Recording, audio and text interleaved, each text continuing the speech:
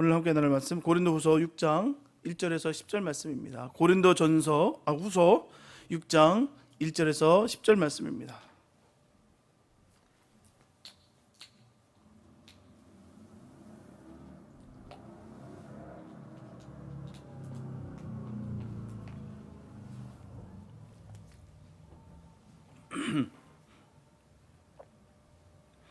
고린도후서 6장 1절에서 10절 말씀입니다. 주님의 귀한 말씀 봉독해 올립니다.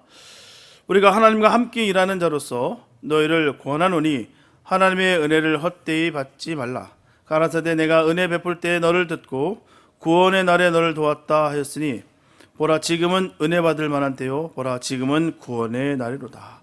우리가 이 직책이 회방을 받지 않게 하려고 무엇이든지 아무에게도 거리끼지 않게 하고 오직 모든 일에 하나님의 일꾼으로 자천하여 많이 견디는 것과 환난과 궁핍과 곤란과 매맞음과 갇힘과 요란한 것과 수고로움과 자지 못함과 먹지 못함과 깨끗함과 지식과 오래 참음과 자비함과 성령의 감화와 거짓이 없는 사랑과 진리의 말씀과 하나님의 능력 안에 있어 의의 병기로 좌우하고 영광과 욕됨으로 말미암으며 악한 이름과 아름다운 이름으로 말미암으며 속이는 자 같으나 참되고 무명한 자 같으나 유명한 자요 죽은 자 같으나 보라 우리가 살고 징계를 받는 자 같으나 죽임을 당하지 아니하고 근심하는 자 같으나 항상 기뻐하고 가난한 자 같으나 많은 사람을 부유하게 하고 아무것도 없는 자 같으나 모든 것을 가진 자로다. 아멘. 세상의 모든 일에는 반드시 때가 있습니다. 다 때가 있다는 것이죠. 어떤 일이든지 해야 할 때를 놓치게 되면 어떨까요? 다시는 하고자 해도 할 수가 없습니다. 왜요? 때를 놓쳤기 때문에. 이런 의미에서 사도 바울은 본문을 통해서 지금 모든 사람들이 하나님 앞에서 마땅히 은혜 받을 만한 때요 구원을 받을 때임을 분명히 선언하고 있습니다. 세상은 날로 악해져 가고 있어요. 하나님을 믿는 것이 너무도 어렵게 되어 가고 있습니다. 주위를 보면 시험에 들게 하는 많은 일들이 질비하고 있다는 것입니다. 죄가 합법화되고 있어요. 정말 기상천외한 법들이 마구마구 쏟아져 부어지고 있습니다. 더군다나 이 미국 땅에서 말입니다. 하나님의 나라를 세우는 건국 이념을 갖고 있는 이 미국 땅에서 말이에요. 정말 기가 막힌 일입니다. 왜일까요? 돈이 된다는 사실 때문에 정책이 바뀌어 가고 있는 거예요. 그리고 정서적 불안과 심리적 불안이 점점 가중되고 있습니다. 극단적인 이기주의가 성행하고 있어요.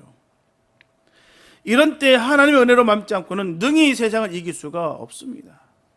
그래서 지금 성도들은 은혜 받기에 힘써야 될 줄 믿습니다. 구원을 얻기에 힘쓸 때는 내일이 아니라 바로 지금인 것입니다. 오늘 본문을 중심으로 성도들에게 지금의 중요성을 바로 인식하는 은혜 시간이 되었으면 좋겠습니다. 첫째, 지금은 은혜와 구원을 얻을 때예요. 인간의 구원은 궁극적으로 그리스도를 통해서 이루어집니다. 오직 예수예요. 예수로 말미암아 구원받는 것입니다. 다른 길은 없어요. 오직 예수입니다. 그래서 구약은 신약을 향해서 열려 있고요. 신약은 그리스도를 향해서 집중되어 있다는 것입니다. 이런 의미에서 그리스도께서 이 땅에 오셔서 십자가를 통해 구원을 이루시고 인류를 향해서 구원의 소식을 선포한 이 시대는 바로 복음의 시대입니다. 오늘 본문 2절 끝부분을 보면 보라 지금은 은혜 받을 만한 때라고 분명히 전하고 있습니다. 여기서 보라는 말은 은혜의 공개성을 말하는 거예요. 은혜는 눈에 나타납니다. 띄는 것이에요. 은혜 받은 사람은 그 모습이 다르다는 것입니다. 표시가 나의 정상이에요. 은혜 받은 사람은요 모습이 다릅니다. 언행이 달라진다는 거예요. 그토록 까칠했던 사람이 어쩌면 그렇게 부들부들하게 되고 그 마음속에 평안함이 있고 또한 기쁨이 넘치며 얼굴빛에서부터 환하게 변하는 것이 바로 은혜 받은 사람의 모습인 것이에요. 이런 변화가 반드시 있어야 됩니다. 절대로 감춘다고 감춰지는 것이 아니에요. 은혜 받은 사람들의 모습은 그대로 드러나게 되어 있다는 거예요. 그리고 지금이라는 것은 숨쉬는 그 순간, 살아있는 이 순간을 의미하는 것입니다. 그래서 맥박이 뛰고 심장이 고동치고 손발이 움직이고 사고 능력이 있는 이 순간을 말하는 것입니다. 이 시간적으로 내가 지나온 가장 마지막 순간을 의미하는 거예요. 그래서 지금 이 시간, 이 순간에 은혜를 받으라는 것입니다. 우리는 이 기회를 절대 놓치면 안 됩니다. 다음으로 미루면 절대로 안 된다는 거예요. 영원히 기회를 잃을 수가 있다는 것입니다. 이런 사람들이 우리 주변에 얼마나 많습니까? 조금만 형편이 낮으면 믿겠습니다. 조금 이따 믿을게요. 그렇게 하다가 결국은 믿지 않고 사망에 이른, 멸망 가운데 있는 그런 어리석은 모습들이 얼마나 우리 주변에 많은지 모릅니다. 기회를 놓쳤기 때문입니다. 하나님은 기회를 주십니다. 다 기회를 주십니다. 기회를 박차는 것이 본인 스스로라는 것이 너무 안타깝다는 거예요. 이사야서 61장 1절부터 3절 말씀 보게 되면 주 여호와의 신이 내게 임하셨으니 이는 여호와께서 내게 기름을 부어사 가난한 자에게 아름다운 소식을 전하게 하려 함이라. 나를 보내사 마음이 상한 자를 고치며 포로된 자에게 자유를, 갇힌 자에게 노임을 전파하며 여호와의 은혜의 해와 우리 하나님의 신원의 날을 전파하여 모든 슬픈 자를 위로하되 무릇 시온에서 슬퍼하는 자에게 화관을 주어 그 죄를 대신하며 희락의 기름으로 그 슬픔을 대신하며 찬송의 옷으로 그 근심을 대신하시고 그들로 의의 나무 곧 여호와의 심으신 바 그 영광 나타날 때나 일컬음을 얻게 하라 하심이니라. 이런 복된 은혜가 우리에게 있기 바랍니다. 주님이 우리를 해방시켜 주시고 자유를 주셨고 우리를 복되게 하여 주셨다는 거예요. 이 은혜가 늘 넘치기 바랍니다. 이렇게 복음은요, 구약의 모든 선지자들도 다 고대했던 바입니다. 과거에 감춰졌던 것이 환히 드러난 이 복음의 시대야말로 만민들이 은혜 받을 만한 때이며 구원의 날인 것입니다. 하지만 이 복음이 항상 열려있는 것이 아니에요. 언젠가는 타인에 의해서 복음이 금지당하게 될 것입니다. 적그리스도는 언제나 말씀을 방해하기 때문이에요. 지금은 괜찮은 것 같으나 지금 법안이 바뀌는 속도를 봐보십시오. 이게 얼마나 많은 것이 또 얼마나 그 속도가 빠른지요. 한치 앞을 모릅니다. 지금 편안하게 우리가 예배 드린 것 같으나 알 수 없다는 거예요. 우리가 팬데믹 때문에 예배가 중단되고 수많은 사람들이 그 믿음이 떨어져 나가는 것을 우리 얼마 전까지만 해도 그걸 목도했던 사람들입니다. 기가 막힌 일들이에요. 세계가 온통 얼어붙었습니다. 그런 시대를 우리가 목도했어요. 그러면 이 모든 상황이 형편이 다 바뀌는 거 보면 이게 어떻게 돌변할지 모릅니다. 세상 인심이 어떻게 바뀔지 몰라요. 세상의 마음이 어떻게 강팍해질지 모릅니다. 그러므로 우리에게 복음이 자유롭게 열려있는 바로 지금이 은혜 받을 만한 때요 구원의 날임을 자각하고 그때를 더 준비해야 될 줄 믿습니다. 그냥 살아가는 거 아니에요. 우리는 준비하며 살아가는 것입니다. 우리가 지금 힘들고 어렵다고 해서 자꾸 거기에만 집중할 것이 아니라 그 날을 위해서 우리 준비하는 과정이라 생각하시고 내 믿음을, 내 진리의 허리띠를 졸라매시기 바랍니다. 방심할 때가 아니에요. 남들이 다 그러니까 나도 괜찮다는 생각 다 버리시기 바랍니다. 그럴 때가 아니라는 거예요. 마태복음 24장이나 계시록에 나타나는 그 말세의 징조들이라고 말하는 이 전쟁과 기근과 지진, 이 거짓 선지자들이 나타남과 또한 불법이 만연하고 있는 것이 오늘날 모든 인류의 삶 속에서 점점 그 강도가 높아만 가고 있습니다. 점점 높아지고 있어요. 세상이 점점 으르렁거리고 서로 충돌하고 일촉즉발이 있는 모습들이 보인다는 것입니다. 이념이 이제는 꼬이고 꼬였어요. 진영 논리 이것도 이제 꼬였고 꼬였습니다.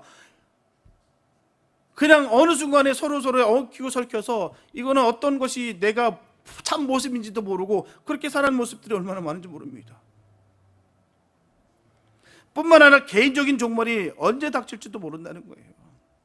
히브리서 9장 27절을 보게 되면 한 번 죽는 것은 사람에게 정하신 것이요 그 후에는 심판이 있으리라.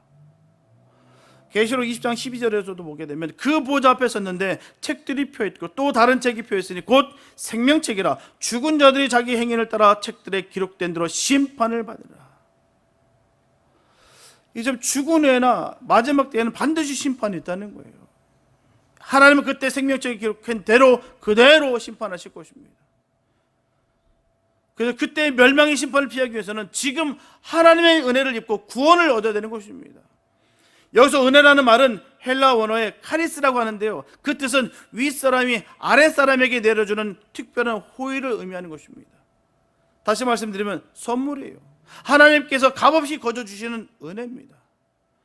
은혜는 진리, 생명, 빛과 같이 중요한 말씀이다 보니 간단히 정의하기는 어렵겠지만, 은혜라는 것은 사람들을 위해서 특히 하나님께서 신뢰하는 사람 위에 예수의 피, 바로 그리스도를 통해서 노력 없이 무제한으로 주시는 하나님의 그 한없는 한량없는 사랑의 역사가 넘쳐 흐르는 선물인 것입니다. 그냥 선물 아니에요. 우리는 지은 죄로 말미암아 죽어야함이 마땅한데, 우리 하나님께서 우리 죄를 대신해서 그 십자가에서 속죄피를 흘려 주심으로 말미암아 죄를 용서하게 준 것이다 라는 거예요. 그래서 은혜라는 거예요. 마땅히 죽을 바 된 우리를 건져 주셨기 때문에 은혜인 것이죠. 나 정도 되는 것이 아니라 말입니다. 에베소서 2장 8절과 9절에 보면, 너희가 그 은혜를 인하여 믿음으로 말미암아 구원을 얻었나니 이것이 너에게서 난 것이 아니요 하나님의 선물이라. 행위에서 난 것이 아니니 이는 누구든지 자랑치 못하게 함이라. 분명히 정의되어 있습니다.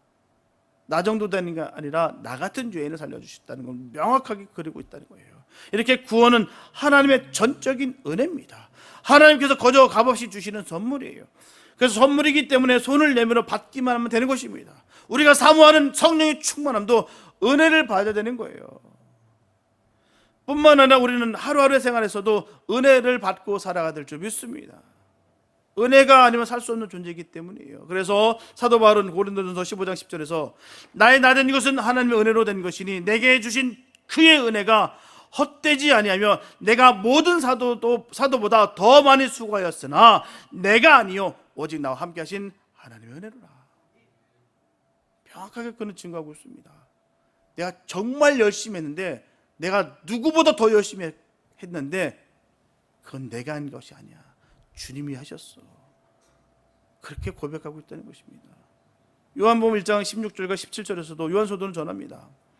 우리가 다 그의 충만한 데서 받으니 은혜 위에 은혜로라. 율법은 모세로 말미암아 주시는 것이요 은혜와 진리는 예수 그리스도로 말미암아 온 것이니라. 주님으로 말미암아 내가 얻어졌다는 거예요. 그리스도의 구속을 믿음으로 말미암아 하나님께서 우리에게 주시는 생명의 은혜는 우리가 반드시 받아야 될 줄 믿습니다. 은혜는 반드시 받아야 돼요. 인간의 나약한 능력으로는 이 세상의 그 악랄함과 그 악함과 삼킬 자를 두루 다니는 이 마귀의 시험을 능히 이길 수가 없다는 거예요. 그래서 하나님께서는 우리에게 보혜사를 보내셨는데 곧 성령이십니다. 그는 오직 말할 수 없는 탄식으로 우리를 위해 근심하시고 기도하심으로 말미암아 우리를 보호하신다는 것입니다. 이러한 성령은 순전히 하나님께서 은혜로 우리에게 주신 선물이에요. 사람이 죽는 것은 한 번 정한 것이기 때문에 그 외에는 심판이 있습니다.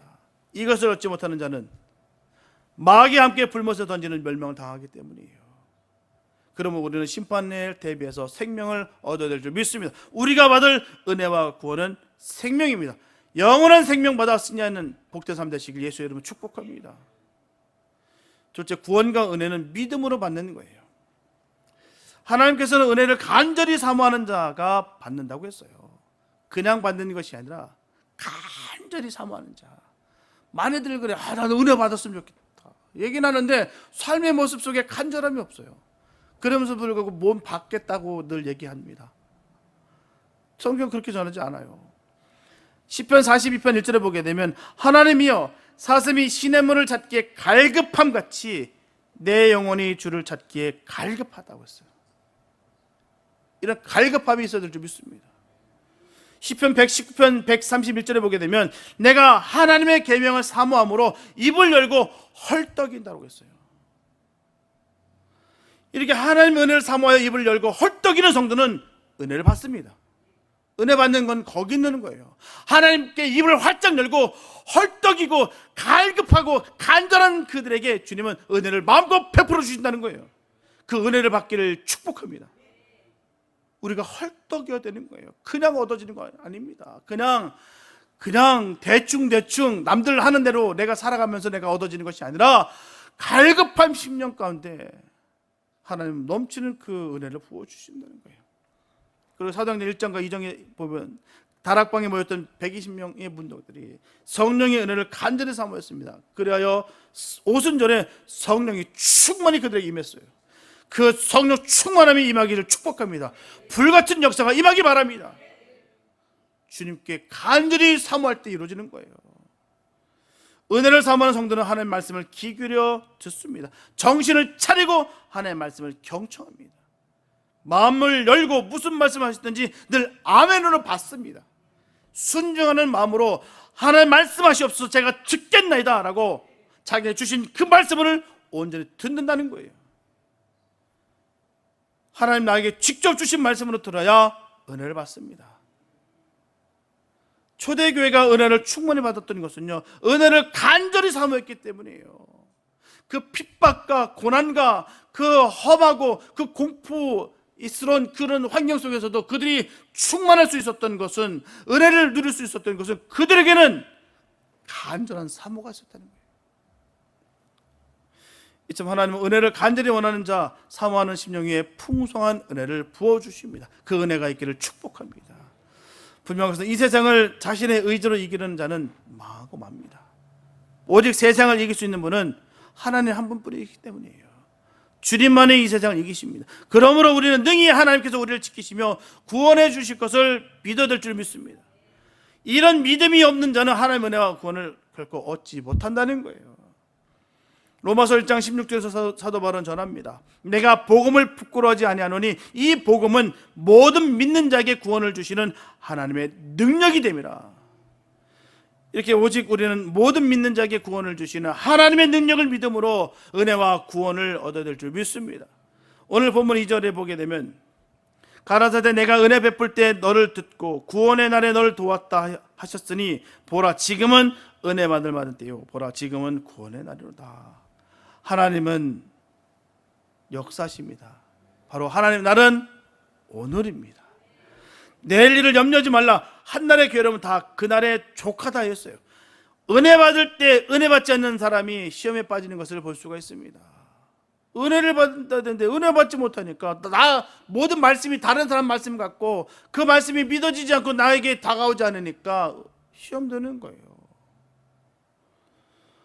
하나님께서는 은혜를 주시려고 늘 우리에게 함께 하십니다. 이 자리에도 계십니다. 주님이 저 사람들을 만나 주실 것입니다. 은혜를 주실 것이고 은혜 받은 저 사람들은 기쁨이 회복될 것이며 상처가 회복될 줄 믿습니다. 다른 거 아니에요. 주님 때문에 얻어지는 거예요. 환경이 아닙니다. 형편과 상황이 아니에요. 주님 때문에 얻어지는 거예요. 주님으로 말미암아 치유되고 회복되시기 바랍니다.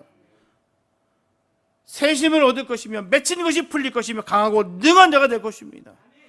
또한 사람들에게도 은총을 얻게 될 것이고요 신임을 얻게 될 것이며 그래서 길이 열리는 역사가 있을 줄로 믿습니다. 이와 같은 은혜가 있기를 예수 이름으로 축복합니다. 셋째, 구원과 은혜를 받았다면 환난을 견디는 거예요. 보면 4절과 5절에 보게 되면 오직 모든 일에 하나님의 일꾼으로 자천하여 많이 견디는 것과 환난과 궁핍과 곤란과 매맞음과 갇힘과 요란한 것과 수고로움과 자지 못함과 먹지 못함과라고 말씀하고 있어요. 사도 바울은 하나님과 함께 일하는 자로서 사도라는 정말 영화로운 직책을 얻었기 때문에 이 모든 환난과 고통도 참고 견뎌야 한다고 생각했습니다. 로마서 8장 18절에서 사도 바울은 생각건대 현재의 고난은 장차 그에게 나타날 영광과 좋게 비교할 수 없다. 그리고 그는 하나님의 아들인 그리스도와 함께 영광을 받기 위해서 고난도 함께 받아야 된다는 사실을 그는 알았습니다.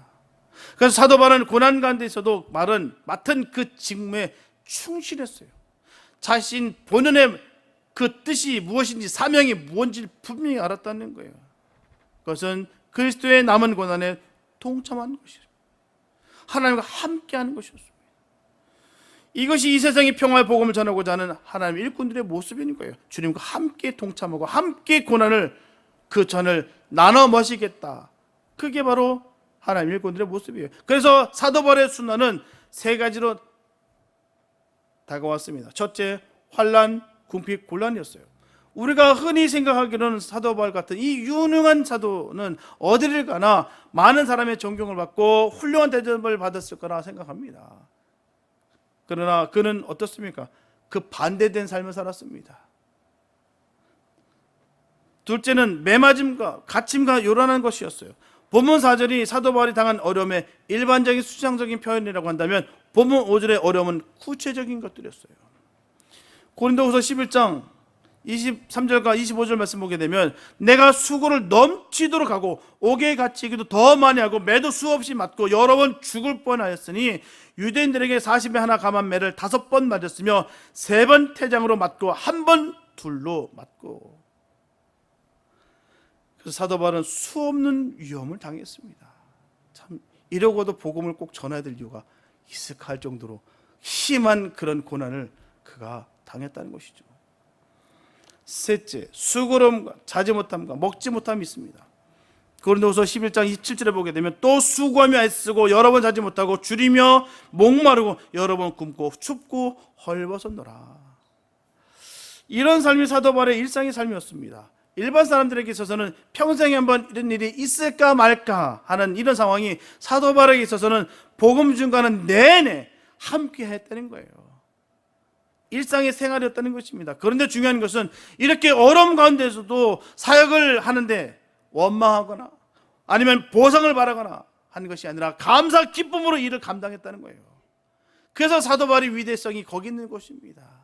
마땅히 바랄 것을 바라야 되는 것이고 원망할 부분이 있기 때문에 원망하는 것이 자연스러운 일인데도 불구하고 철저하게 그 모든 것을 내려놓고 그는 감사와 기쁨을 했다는 거예요.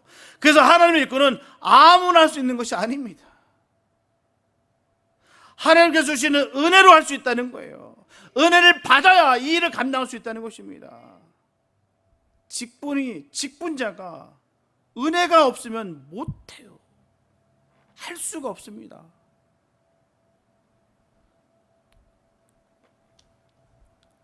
사람의 의열 육법으로는 도저히 감당 수가 없다는 거예요. 오직 주님 주시는 그 힘이 아니고서는 안 됩니다. 그렇기 때문에 하나님께서는 하나님의 일꾼을 존귀하게 여기시고 기뻐하시는 거예요.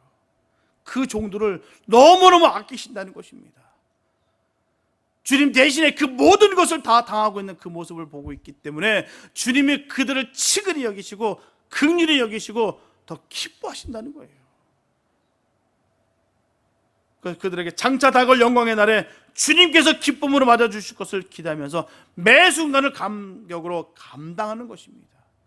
주님이 모든 것을 알고 있기 때문에 장차 만날 그날을 생각하면서 그 주의 종들, 하나님의 일을 맡은 사명자들은 그 직분을 등에 업고 주님과 함께 또박또박 걸어가는 거예요. 우리에게 모든 성도들이 하나님의 일꾼 되시기를 예수의 이름으로 축복합니다. 다 그런 믿음의 삶 되시기를 축복해요. 하나님이 그들을 더 귀히 여기시고 더 복되게 여기신다는 사실을 꼭 기억하시면서 하나님의 온전한 일꾼 되시기 바랍니다.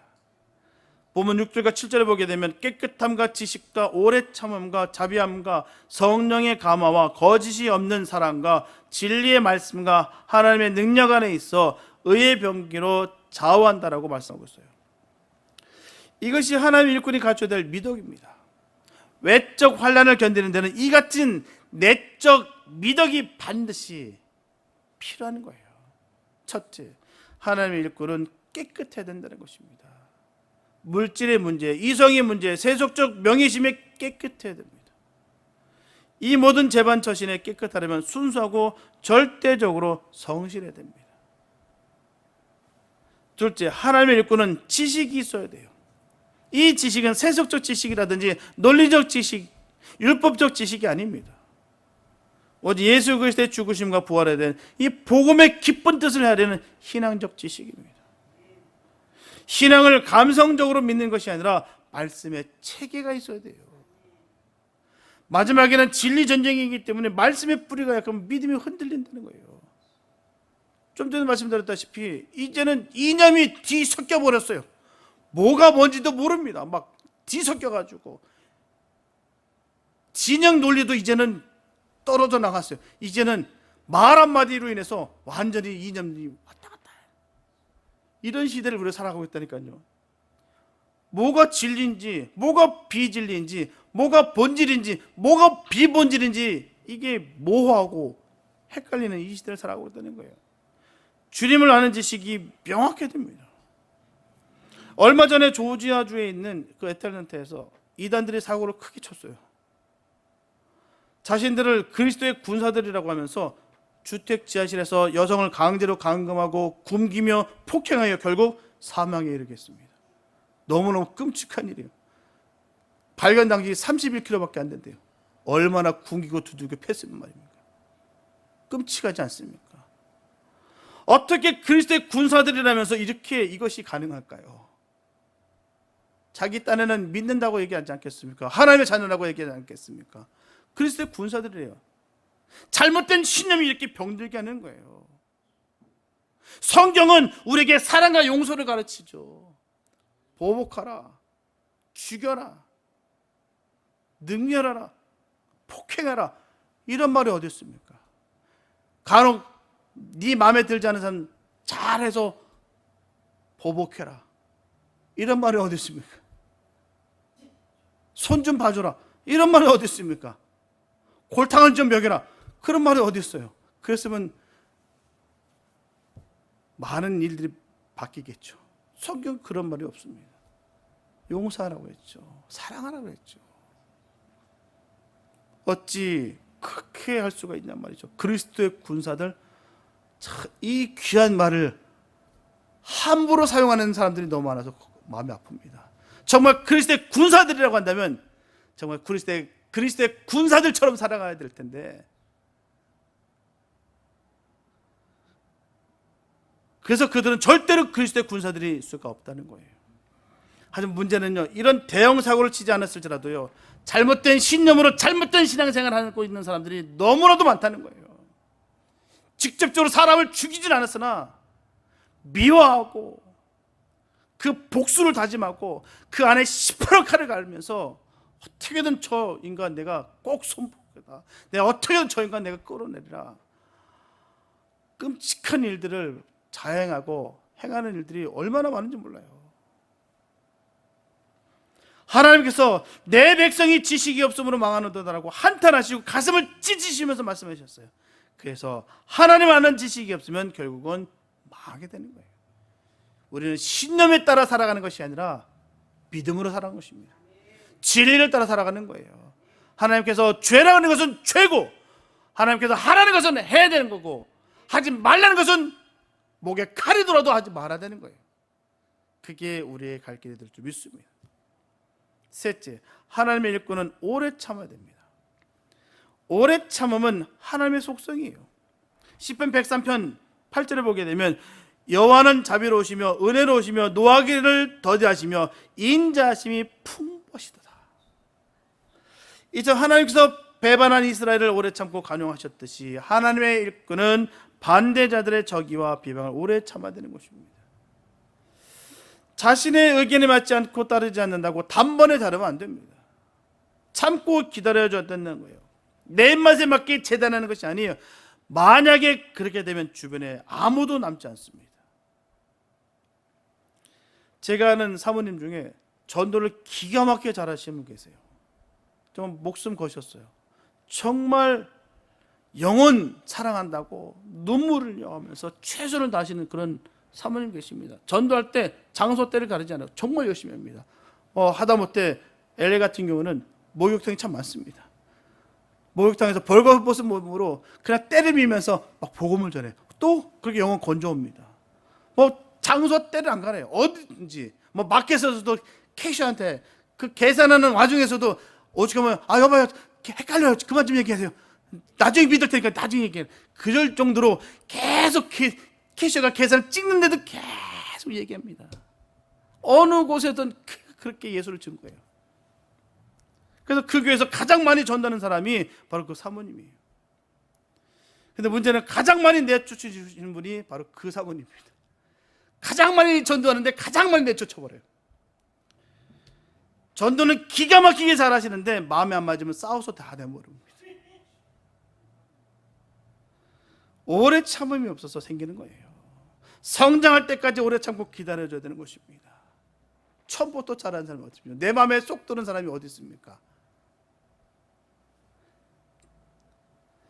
넷째, 하나님 일꾼은 자비로워야 된다는 것이죠. 신명기 4장 31절에 보면 내 하나님 여호와는 자비로우신 하나님이시라 말씀하고 있습니다. 그리고 야고보서 5장 11절에서는 주는 가장 자비하시고 긍휼이 여기시는 자라. 그래서 오래 참음과 자비는 하나의 미덕이에요. 이 둘은 연결되어 있는 것입니다. 오래 참음이 있는데 자비가 없다는 것은 말이 안 돼요. 자비가 있는데 오래 참음이 없다는 것은 말이 안 된다는 거예요. 있을 수가 없다는 것입니다. 사랑이 없다면 하나님의 일꾼이 될 수가 없어요. 다섯째, 하나님의 일꾼은 성령의 감화에 따라 살아야 됩니다. 이것은 하나님께로부터 받은 은사예요.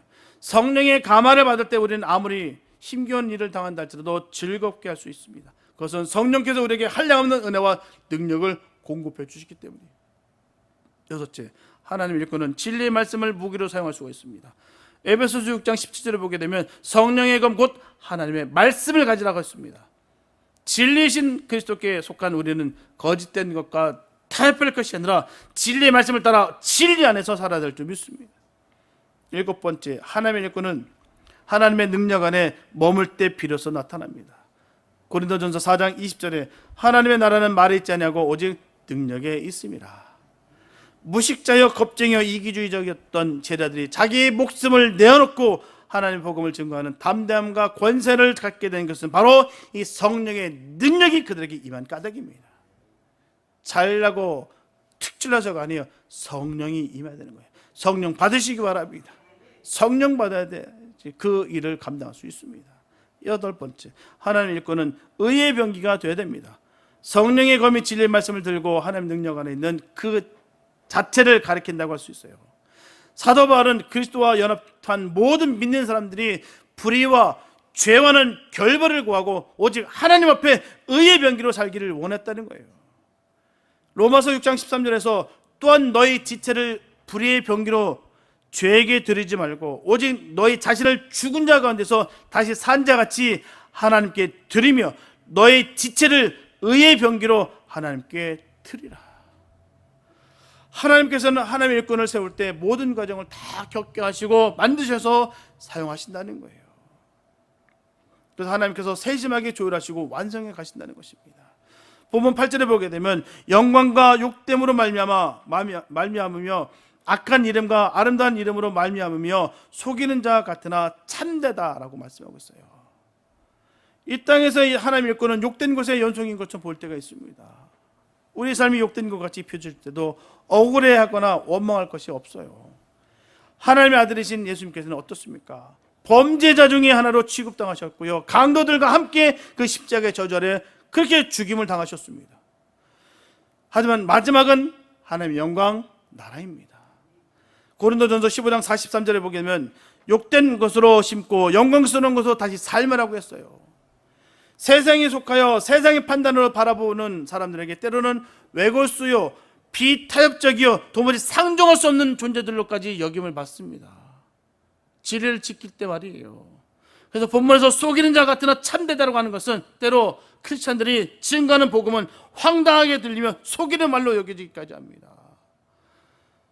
이 좀 억울한 경우를 당한다 할지라도 하나님의 그 사랑의 무지로 인해서 하는 소리로 마음을 뺏기지 말아야 되는 거예요. 수많은 공격 속에서도 그 뼈아픈 소리를 내게 던질지라도 거기에 개의치 말아야 되는 것입니다. 왜요? 우리는 복음을 전하는 사람들이기 때문입니다. 복음을 전하면 이 수많은 공격은 당연한 거예요. 끝까지 이 복음은 전해야 될 줄 믿습니다. 사람을 살려야 돼. 영혼을 살리는 이 길은 너무나도 귀한 일입니다. 끝까지 이 사명 감당하시길 바랍니다. 본문 6절에 보게 되면 무명한 자 같으나 유명한 자요 죽은 자 같으나 보라 우리가 살고 징계를 받은 자 같으나 죽임을 당하지 아니한다라고 했어요. 이를테면 어떤 교인들은 자기 하나님에 대해서 나팔불기에 유명해진 사람도 있긴 하겠지만 과연 바람직한 것인가 우리 살펴봐야 됩니다. 그런 것이 과연 정말 바람직한가? 분명한 것은 우리가 세상에 이름 없이 또한 빚도 없이 또한 감당한 일들이 하나님께서는 다 하나도 빠짐없이 다 기억된다는 거예요. 우리에게 맡겨진 그 일에 최선만 다하는 것입니다. 이 잘못된 욕심으로 말미암아 내 이름 높이는데 급급한 모습들이 얼마나 우리 주변에 또한 내 자신 속에 드러나는지 모릅니다. 내 이름 석자 안 드러나도 돼요. 유명해지지 않아도 됩니다. 하나님께서 맡겨진 그 일을 잘 하면 되는 거예요. 하나님 그 일에 축복하시고 그 일을 기억하신다는 거예요. 그렇기 때문에 하나님 앞에는 그런 무명한 하나님의 일꾼들이 유명한 자가 되는 것입니다. 장차 그날에 하나님께서 기쁜 얼굴로 이를 물으시면서 반갑게 맞아 주실 거예요. 보면 10절에 보게 되면 근심하는 자 같으나 항상 기뻐하고 가난한 자 같으나 많은 사람들을 부유하게 하고 아무것도 없는 자 같으나 모든 것을 가진 자로다. 우리가 알고 있는 사도 바울의 삶이 어떻습니까? 정말 아무것도 가진 것이 없고 머물 곳도 없고 먹을 것도 변변치 못했어요. 의식주의 문제가 해결되지 되어 있지 않고 또 가는 곳마다 어떻습니까? 핍박받았어요. 또 세상 사람 눈에는 볼 때 그가 참으로 불쌍한 사람처럼 보였습니다. 근심이 많은 자처럼 보였다는 거예요. 뭐 하나 빼어난 것이 없어요. 하지만 사도 바울은 빌립보서나 또 데살로니가전서에서 분명히 전합니다. 주 안에서 항상 기뻐하라. 그의 고백이 얼마나 멋있는지요. 배부르고 등 따시면서 거드름 뿌리면서 그냥 주 안에서 항상 기뻐하라. 그 말이 아니라 환난 중에서도 핍박 중에서도 정말 목숨이 지금 위태로운 그 상황인데도 불구하고 그 성도들을 향해서 전하기를 주 안에서 항상 기뻐하라. 실상 사도 바울이 가난한 자 같으나 그는 복음의 풍성한 것을 나눠주어 많은 사람들을 부유케 했어요. 그는 부족함이 없었습니다. 주님을 온전히 믿음으로 말미암아 그는 부족함을 느끼지 않았다는 거예요. 그런 은혜가 우리에게도 있기를 바랍니다. 부족함이 없기 때문에 우리가 기뻐할 수 있는 거예요. 감사가 나오는 것입니다. 주 안에서 늘 기뻐하시기 바랍니다. 그가 나눠줬던 것은 복음이에요. 주님을 모시고 살아간 사람이었습니다. 그래서 세상 모든 것을 다 가진 것 같지만 그 안에 성령님이 안 계신다면 아무것도 가진 것이 없는 거예요. 반면에 성령님을 모시고 살아가게 되면 모든 것을 다 얻은 사람인 것입니다. 우리는 성령 받았기 때문에 모든 것을 다 얻은 사람인 줄 믿습니다. 그래서 우리는 부족함이 없어요. 감사밖에 없는 것입니다. 주님을 꼭 바라보시기 바랍니다. 사랑하는 성도 여러분, 우리는 하나님과 함께 일하는 사람들이에요. 하나님께서 우리에게 맡기신 일은 은혜와 구원의 복음을 전파하는 것입니다. 우리가 하나님께서 맡기신 일을 감당할 때는 바로 지금이라고 성경은 우리에게 전하고 있습니다. 지금 우리에게 시간이 있을 때, 힘이 있을 때, 하나님의 은혜와 구원의 문이 열려 있을 때 이 동안에 열심으로 감당하시기 바랍니다. 시간 주신 것, 기회 주신 것 감사한 거예요. 기회가 사라지면 하고 싶어도 안 됩니다. 내가 일하고 싶어도 할 수가 없어요. 지금 그래도 내가 일할 수 있을 때, 주님 기회 주셨을 때 열심히 행하시기 바랍니다. 그로 인해서 은혜와 구원이 충만하시기 바랍니다.